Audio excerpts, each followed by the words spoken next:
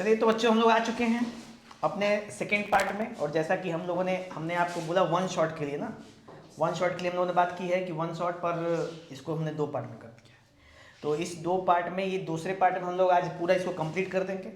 और इस कंप्लीशन में हम लोग ये करेंगे कि स्टार्टिंग में कि उसमें कुछ जो PYQs हैं उस पर भी, उसको भी पिछली बार हमने दिखाया था आपको, इस बार भी PYQs होंगे। ठीक है, ये PPT थोड़ी लंबी होगी तो भी कोई इशू नहीं है, क्योंकि आज के डेट में इसको खत्म कर देना है। ओके, चलिए शुरू करते हैं। तो बोहर मॉडल ऑफ एटम की बात करते हैं तो ये हैं नील्स बोहर, जो कि एक साइंटिस्ट हैं, केमिस्ट हैं। इन्होंने रदरफोर्ड के जो भी क्रियाकलाप थी, जो भी प्रॉब्लमेटिक थी, जो भी रदरफोर्ड ने अपने एटॉमिक स्ट्रक्चर में कमी की थी, उन सभी कमी को किसने सही किया था? बोहर ने सही किया था। और सही करने के बाद इसको अच्छे से एक्सप्लेन करना, इसमें इलेक्ट्रॉनिक कन्फिगरेशन करना, हर एक चीज़, मतलब मैक्सिमम हर एक चीज़ नहीं कह सकते, पर बहुत सारी चीज़ों की स्टेबिलिटी के लिए इन्होंने एक्सप्लेन दिया था, जिसकी वजह से मॉडर्न डेज के अंदर जो एटॉमिक स्ट्रक्चर्स जो हम लोग स्टडी करते हैं वो हम बोहर की ही स्टडी करते हैं। ठीक है, क्योंकि इसके बाद अभी कोई इनसे ज़्यादा एक्यूरेट नहीं बता पाया है, समझ रहे हैं? अब और कोई बता दे, मान लो नौसबा बता दे तो बेहतर है। नौसबा का हम लोग एटॉमिक स्ट्रक्चर पढ़ेंगे। फिर नेक्स्ट बात करेंगे हम लोग तो बोहर मॉडल ऑफ एटम, या इसको हम बोलते हैं बोहर का पोस्टुलेट्स।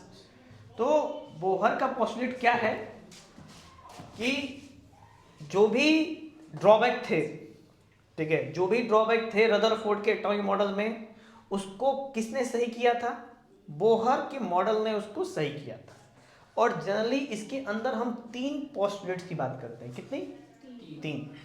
जिसमें सबसे पहले नंबर बात करेंगे हम, ये होगा हमारा फर्स्ट पोस्टुलेट, जिसको बोलते हैं स्टेशनरी ऑर्बिट। यानी ऑर्बिट क्या होती है? रुकी हुई होती है, स्टेशनरी होती है, मतलब हिलती जुलती नहीं है अपनी जगह से। तो इसके अंदर क्या था कि an electron atom could revolve in a certain state without any emission of radiant energy. ये बात बोहर ने बताई थी कि ये था कि जो भी इलेक्ट्रॉन होती है, बोहर ने बताया था कि जो भी इलेक्ट्रॉन ऑर्बिट में होती है, वो जब वो मोशन करती है तो वो अपने अंदर से एनर्जी रिलीज नहीं करती है। ठीक है, वो जब भी चलती है तो अपने अंदर से एनर्जी नहीं निकालती है, क्योंकि यहाँ पे मेंशन है certain stable orbit without the emission of radiant energy, यानी एनर्जी एमिशन नहीं होगा। नेक्स्ट में है each atom has certain definite stable states।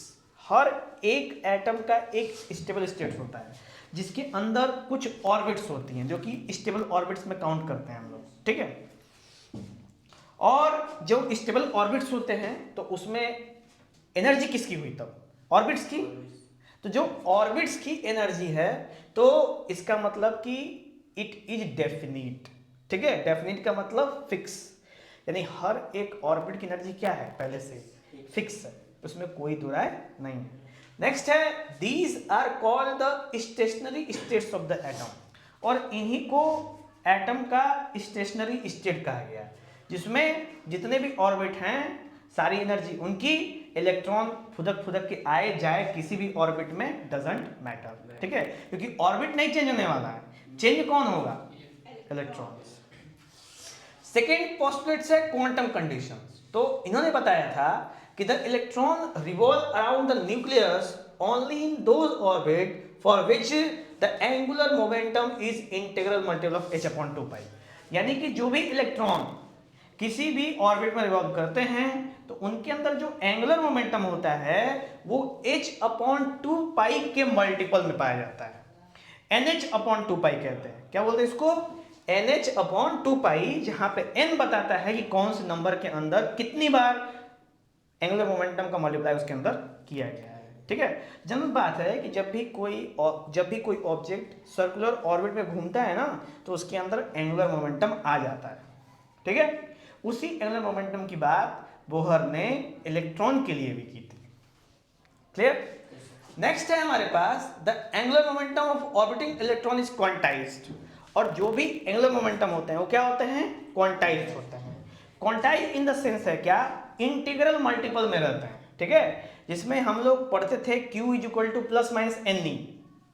हम लोग इलेक्ट्रिसिटी के फर्स्ट चैप्टर में यही पढ़े हैं हम लोग। तो बोलते हैं क्वांटाइजेशन ऑफ चार्ज, यहाँ पे क्वांटाइजेशन ऑफ मोमेंटम है, यानी मोमेंटम क्वांटाइज रहता है, ठीक है, यानी कि वो एक फिक्स अमाउंट यानी NH के फॉर्म में, NH/2 के मल्टीपल के ही फॉर्म में हमको दिखेगा, इसके अलावा कोई दूसरा फॉर्म को नहीं दिख सकता।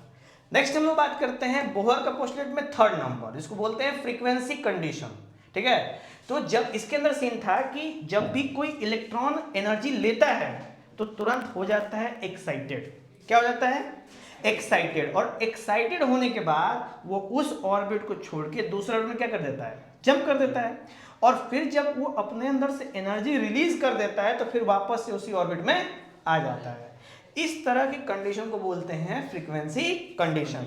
और जो भी एनर्जी की चेंज हुई है वो किस फॉर्म में होती है? फोटोन बोलते हैं उसको। यानी एक फोटोन दिया ग्राउंड से एक्साइटेड, फिर एक्साइटेड में गया, जहीं वो अपने अंदर से फोटोन निकाला फिर आ गया वापस ग्राउंड। तो यहां पे सीन आता है h nu is equal to, ये हो जाएगा आपका इनिशियल माइनस फाइनल, या फिर हम बोल सकते हैं फाइनल माइनस इनिशियल, ठीक है, जिसमें भी हम लोग एनर्जी का रिलीजिंग करें। ओके, नेक्स्ट है हमारे पास, देखो यहाँ पे एक फिगर मेंशन है यहाँ पे, आप देख लो, जिसमें ये जो इलेक्ट्रॉन है वो इस ऑर्बिट से जब कहाँ जा रहा है? पीछे वाले में, यानी 3 से किस में जा रहा है? 2 नंबर में। देखो 3 से 2 नंबर में जा रहा है ना, तो ऐसा करने में वो अपने अंदर से क्या निकालेगा? फोटोन निकालेगा, एनर्जी निकालेगा, फोटोन के फॉर्म में निकालेगा। ओके, नेक्स्ट है हमारे पास de Broglie explanation of Bohr second postulates of quantization. यानी बोहर ने जो एक्सप्लेनेशन दिया था उसको डी ब्रोगली ने कैसे एक्सप्लेन किया? तो डी ब्रोगली का मानना था ना कि दुनिया का हर एक पार्टिकल, कोई भी पार्टिकल किसको फॉलो करता है? वेव नेचर को फॉलो करता है। किसको फॉलो करता है? वेव नेचर को। और इसी को किसने एक्सप्लेन किया था? डी ब्रोगली ने। और डी ब्रोगली ने कैसे एक्सप्लेन किया? तो यहां पे हमारे पास था यहां पे lambda upon h upon m भी, जिसका प्रूफ कहां से आता है? E is equal to m c square और E is equal to h nu, यहां से आता है। दोनों का लेफ्ट हैंड साइड कंपेयर किया तो राइट हैंड साइड में हमको मिल जाएगा lambda is equal to h upon m c या एम भी, क्योंकि न्यू को हम ले सकते हैं C बाई लैम्डा। तो ये डेरिवेशन के बाद फिर जो डेरिवेशन हमने लैम्डा का लाया है उसको जब एंगुलर मोमेंटम के फॉर्मूले से हम लोग कंपेयर करते हैं तो हमें मिलता है ln is equal to NH upon 2 pi, जिसके बारे में बोहर ने अपने पोस्टुलेट में बात की थी कि एंगुलर मोमेंटम के टर्म्स को फॉलो करता है कौन? हर इलेक्ट्रॉन अपने ऑर्बिट के अंदर। बस हमें नेक्स्ट है हमारे पास यहां पे आते हैं हम लोग Bohr theory of hydrogen atoms and hydrogen like atoms. तो इसके अंदर जो मुख्य चर्चा है वो है बोहर रेडियस और एनर्जी इन एन ऑर्बिट। तो इसमें जो सबसे मुख्य है वो है फॉर्मूले पे ही फोकस सबसे ज्यादा है, ठीक है। और स्पेशली बोहर रेडियस पे भी अगर फोकस ना करो, मेन चीज है आपका एनर्जी इन एन ऑर्बिट, यानी किस ऑर्बिट में एनर्जी कितनी होगी, वो इंपॉर्टेंट है। तो यहाँ पे हमारे पास एक फॉर्मूला है, यहाँ पे आप देख लो, बोहर रेडियस में R is equal to k z e square by m b square, ये फॉर्मूला है रेडियस का, जिससे आप किसी भी एटम का रेडियस पता कर सकते हो, ठीक है। ये उसके बाद आपके पास ये सारी चीजें होनी चाहिए। नेक्स्ट है Bohr theory of hydrogen like atom. यहाँ पे इसके अंदर था हमारा बोहर क्वांटाइजेशन। देखो ये फाइनल जो रिजल्ट आता है हमारा निकल के वो क्या है? R n is equal to n square h square 4 pi square m k z e square. ये नोट करवाया था हमने जब नॉर्मल क्लास में चल रहे थे, तो हमने 2-3 फॉर्मूले नोट करवाए थे एटम में से, वही 2 फॉर्मूले में एक रेडियस का फॉर्मूला आपके सामने यहाँ पे है। नेक्स्ट है हमारे पास आएगा वो है आपका ये तो R1 है, रेडियस वाला कहाँ? देखो यहाँ पे रेडियस है कि अगर हमारे पास n की वैल्यू क्या हो 1 और एटॉमिक नंबर क्या हो 1, तो उस केस में उसका रेडियस कितना होगा? 0.53 एंगस्ट्रॉम। ये कैसे पता चला? तो यहाँ पे इस वैल्यू को क्या की गई है, रख के सॉल्व किया गया है, तो हमें पता चला जहाँ पे Z और N की वैल्यू 1 1 रख दी गई, बाकी सबकी वैल्यू कांस्टेंट है, इलेक्ट्रॉन की वैल्यू कांस्टेंट है, प्लैंक कांस्टेंट की वैल्यू कांस्टेंट है, मास कांस्टेंट है इलेक्ट्रॉन का, सब कुछ कांस्टेंट है, पुट करेंगे हमको वैल्यू मिलेगी। ठीक है, नेक्स्ट है हमारे पास पोटेंशियल एनर्जी, टोटल एनर्जी। फॉर्मूले में डी ब्रोगली वेवलेंथ का फॉर्मूला है हमारे पास। देखो यहाँ पे इस वाले चार्ट पे हमारे पास केवल फॉर्मूला ही फॉर्मूला है, देख लो आप। ठीक है, सबसे पहले de Broglie wavelength of electron अगर nth ऑर्बिट में है तो इसका फॉर्मूला है हमारे पास 2 pi r is equal to n lambda. दूसरा है क्वांटम कंडीशन के अंदर जो एंगुलर मोमेंटम है वो nh/2 पाई के बराबर होता है। फ्रीक्वेंसी कंडीशन में जो होता है फोटोन बाहर निकलता है जब भी हम फाइनल से इनिशियल में जाते हैं। नेक्स्ट है velocity electron nth orbit. nth orbit में अगर कोई भी इलेक्ट्रॉन है तो उसकी वेलोसिटी कितनी होगी, उसके लिए भी फॉर्मूला। उसके बाद रेडियस ऑफ nth ऑर्बिट, जो अभी मैंने आपको दिखाया रेडियस, ये भी फॉर्मूला है। ठीक है, और नेक्स्ट है radius of nth orbit of hydrogen atom, यानी कि ये जो 0.53 एंगस्ट्रॉम आया था Z इज इक्वल टू 1, वो किसके लिए था? हाइड्रोजन के लिए, क्योंकि हाइड्रोजन जिसका एटॉमिक नंबर कितना होता है? 1 होता है। नेक्स्ट है velocity of electron in nth orbit of hydrogen atom है Vn इज इक्वल टू, इस वजह से कोई इशू नहीं है यहाँ पे। हाँ, ये एक इंपॉर्टेंट रिलेशन है, ये वाला देख रहे हो, ये एक इंपॉर्टेंट रिलेशन है जहाँ पे हम टोटल एनर्जी ऑफ इलेक्ट्रॉन किसी भी ऑर्बिट की बात करते हैं कि किसी ऑर्बिट में टोटल एनर्जी ऑफ इलेक्ट्रॉन कितना है। En is equal to 13/0.6/n²। ये फॉर्मूला नोट करना, इस पे एक आध न्यूमेरिकल, एक आध नंबर, 2 नंबर में आ जाता है। ठीक है, और भी जो फॉर्मूले लिखवाए हैं इसमें से मान लो कि आप ये वाला फॉर्मूला और ये वाला फॉर्मूला, ये 1 2 3 4 फॉर्मूले हैं, लेकिन न्यूमेरिकल चांसेस हैं कि आ सकते हैं, बाकी थ्योरी में तो आप रहेगा तो काम ही करेगा। ठीक है, थ्योरी वाले कंडीशन में काम करेगा। मान लो कोई क्वेश्चन पूछ दिया स्टेटमेंट के लेके, आपने उसमें वैल्यू पुट कर दी, वैल्यू मतलब फॉर्मूला लिख के दिखा दिया, तो समझ जाए कि आपके पास ज़्यादा नॉलेज है। ठीक है, तो वो जानते हैं क्या, ऐसा करने से क्या होता है कभी कभी कि एग्जामिनर जो कॉपी चेक कर रहा है उसको आइडिया होता है कॉपी चेक करने के बाद। जैसे किसी भी स्टूडेंट की आप कॉपी उठा के चेक करो तो पता चल जाए कि उसको कितना मालूम है। ठीक है, क्योंकि कुछ होता है ना कि कुछ भुलवाएं लगते हैं, उसी में गोल घुमाए लगते हैं, चक्री भी बना लेंगे में, तो समझ जाएगा जाना कि भुलवा रहा है। ठीक है, तो ये सब चीज़ें आपको उसमें लिखोगे तो हेल्प करेगी कि हाँ ये तो समझदार लड़का है और ये जानकार लड़का है, तो नंबर देना चाहिए, ये वाली बात है। ठीक है, नेक्स्ट है हमारे पास, ये है आपके PYQs, देख लो इसमें। जैसे कि रेशियो निकालना है रेडियस का, first excited state and ground state in hydrogen atom, दोनों केस में Rn का फॉर्मूला लगाएंगे और उसके बाद दोनों का आपस में क्या कर देंगे, R1/R2 से डिवाइड कर देंगे हम लोग। ये फिर उसके बाद स्टेट बोहर क्वांटाइजेशन कंडीशन, ये अभी जो quantization condition L is equal to NH/2 pi. ठीक, state Bohr positive hydrogen that gives solution for the frequency और एमिटर फोटोन ट्रांजिशन, तो H nu is equal to E initial minus E final, मतलब कि जब हम energy less करेंगे electron के movement में तो ऑटोमेटिक उसमें से फोटोन निकलेगा। ठीक है, फ्रीक्वेंसी कंडीशन।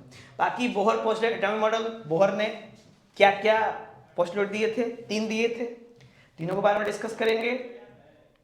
उसके बाद इस पहला था स्टेशनरी ऑर्बिट, दूसरा था फ्रीक्वेंसी कंडीशन और क्वांटाइजेशन कंडीशन, रेडियस। ठीक है, सब अपने मिक्स मिक्स था। ओके, नेक्स्ट है ये सब क्वेश्चन है। ठीक है, आप इस पे ध्यान देंगे, इसमें आएगा, वीडियो में देख लीजिएगा आप लोग। ठीक है, और ये मैं आप लोगों को व्हाट्सएप पे भी शेयर कर दूंगा, तो आप लोग ये वाला पार्ट आप लोग देख लेंगे, उसमें क्वेश्चंस में क्वेश्चन कर लेंगे इसके।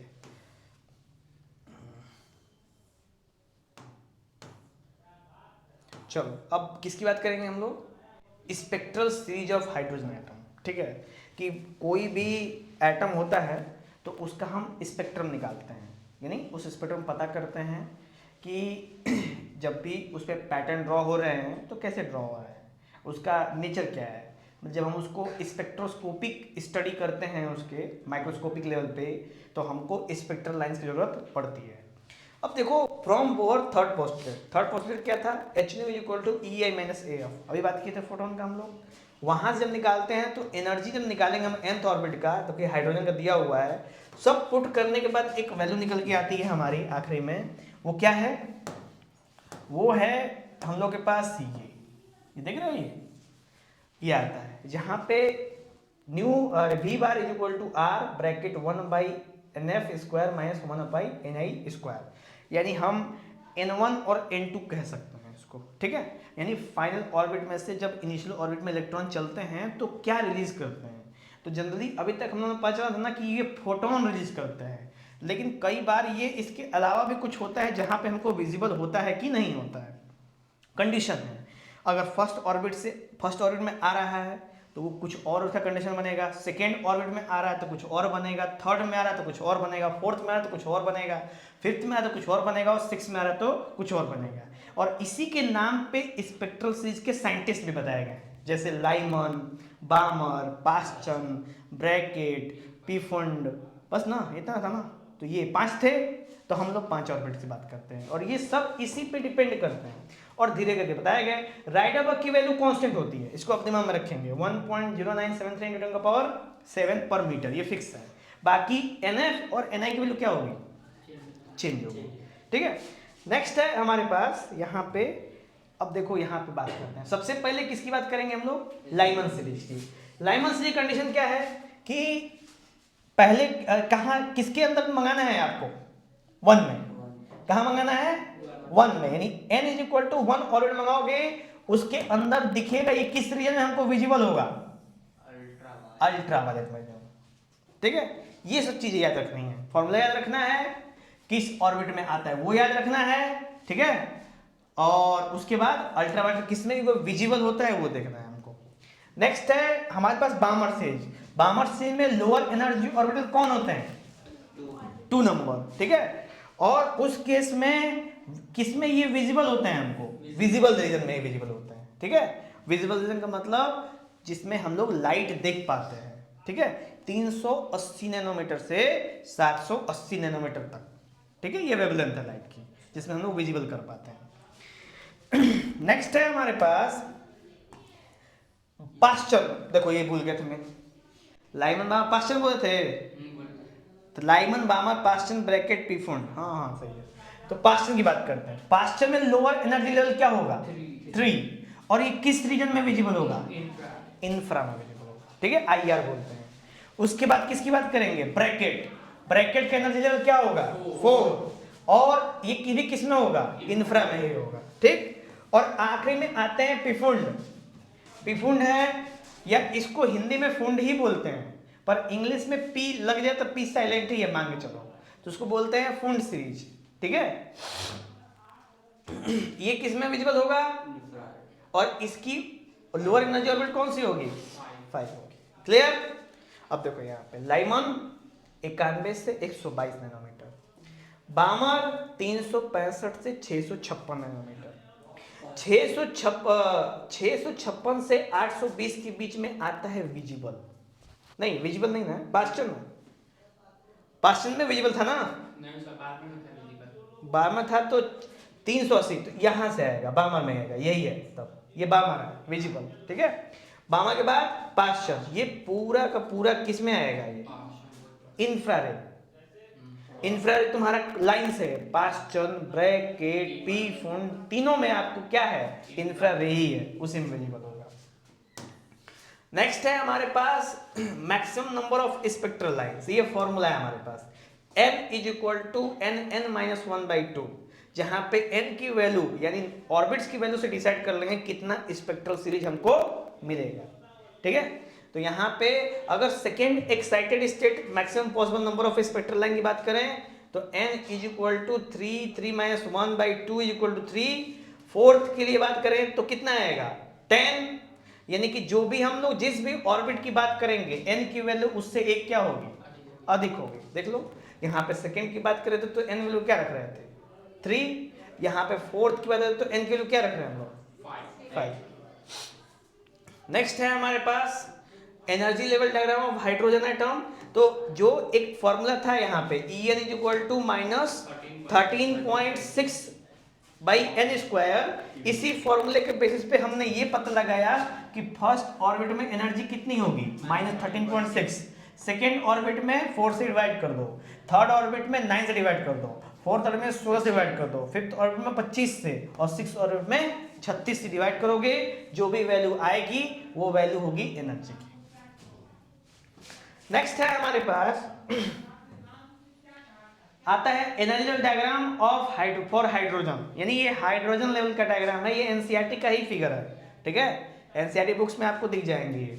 और यहाँ पे देख लो कि सबसे पहले यहाँ पे केस आता है लाइमन n=1 में, बामर n=2 में, पास्चन 3 में, ब्रैकेट आपका 4 में, और उससे एक कदम ऊपर में आपको मिलेगा, क्या मिलेगा, पिफुंड मिलेगा, वो मिलेगा n=5। क्लियर? तो ये था सीरीज, ये चार्ट भी अगर आपके दिमाग में रहेगा तो आप अगर वहां पे बना दोगे इसके क्वेश्चन में टोटल एनर्जी वाले में तो मस्त, जहां पे 1 2 3 4 पुट करना बहुत आवश्यक है, ठीक है। और जैसे जैसे हाँ जैसे जैसे हम लोग ऊपर चले जाते हैं वैसे वैसे एनर्जी क्या हो जाती है, बढ़ती जाती है, ठीक है। देखो क्योंकि नेगेटिव वैल्यू कम होगी तो एनर्जी क्या होगी, बढ़ेगी। नेक्स्ट है हमारा एक्साइटेशन एंड आयनाइजेशन पोटेंशियल। तो एक्साइटेशन क्या होता है, तो ऐसा जो मतलब जो एनर्जी जिसकी वजह से हम किसी भी इलेक्ट्रॉन को उसके ऑर्बिट से क्या कर दें, निकाल दें, यानी कि निकालने में वो हेल्प करे, तो उसको बोलते हैं एक्साइटेशन एनर्जी। और आयनाइजेशन एनर्जी भी लगभग सिमिलर है, ठीक है। और जो पोटेंशियल का उपयोग करेंगे इलेक्ट्रिसिटी पोटेंशियल का, तो उसको आयनाइजेशन पोटेंशियल बोलते हैं, ठीक है। वो बस आखिरी का जो चेंज होगा उसके बदले में जो वैल्यू चेंज होगी, बाकी सब कुछ सिमिलर ही है लगभग लगभग। नेक्स्ट है हमारे पास ionization energy, second potential, ionization potential, limitations of Bohr theory, यानी बोहर की लिमिटेशन क्या थी, इस पे बात करेंगे। तो it was primarily for hydrogen like single electron atom. उन्होंने जो भी बात किए थे वो किसके लिए किए थे, हाइड्रोजन लाइक एटम की बात की थी। नेक्स्ट है in the spectrum of hydrogen certain spectral light और not single but a group of close line with single different frequency, Bohr theory could not explain this feature of hydrogen spectrum. तो जब भी spectrum निकाला गया था तो बहुत बारीक बारीक लाइन थी जिसके बारे में बोहर ने नहीं बता पाए थे, दूसरा लिमिट था इनका। तीसरा था Bohr the theory does not tell anything about the relative intensity. उन्होंने इसके बारे में नहीं बताया कि कौन सा स्पेक्ट्रल लाइन कितना स्ट्रॉन्ग बनेगा, कितना डार्क बनेगा, और डार्क बनेगा तो क्यों बनेगा, लाइट बनेगा तो क्यों बनेगा। उसके बाद it does not explain the further splitting of spectral line in magnetic field, और मैग्नेटिक फील्ड और इलेक्ट्रिक फील्ड के होने में जो उसका बंटवारा होता है उसके बारे में वो एक्सप्लेन नहीं कर पाए, जिसमें मैग्नेटिक फील्ड में जीवन इफेक्ट और इलेक्ट्रिक फील्ड में स्टार्क इफेक्ट की बात करते हैं, ठीक है। इसका डिटेल्स नहीं है आपके पास। नेक्स्ट है it does not explain why only circular orbit should be chosen, और उन्होंने ये भी नहीं बताया कि उन्होंने सर्कुलर ऑर्बिट ही क्यों चुना, वो इलेप्टिकल भी चुन सकते थे, ट्रायंगुलर भी चुन सकते थे, स्क्वायर भी चुन सकते थे, सर्कुलर ही क्यों चुना, इस बारे में वो एक्सप्लेन नहीं करते। समझ? अब ऐसे करके ये खत्म हुआ। अब यहाँ पे कुछ क्वेश्चंस हैं, इन क्वेश्चंस की आप प्रैक्टिस करेंगे। Ionization energy, Bohr postulates, maximum possible number और लिमिटेशंस ऑफ बोहर, ये सब पे थ्योरी में क्वेश्चंस आपसे पूछे जा सकते हैं, ठीक है। नेक्स्ट है यहाँ पे भी क्वेश्चंस ही है, राइडबर्ग का फॉर्मूला यूज करके, ये भी आपका क्वेश्चन है। देखो ये क्वेश्चन अभी देखो ये किसे क्वेश्चन हैं, सीरीज के, स्पेक्ट्रल सीरीज के, लाइमन बामर पास्चन ब्रैकेट पिफुंड वाला, ठीक है। उसके बाद बस खत्म, समझ आया? Yes sir. तो आप लोग ये क्वेश्चंस की प्रैक्टिस करेंगे, ठीक है, क्वेश्चन की प्रैक्टिस करेंगे, अच्छा करेंगे, समझ आया? चलो।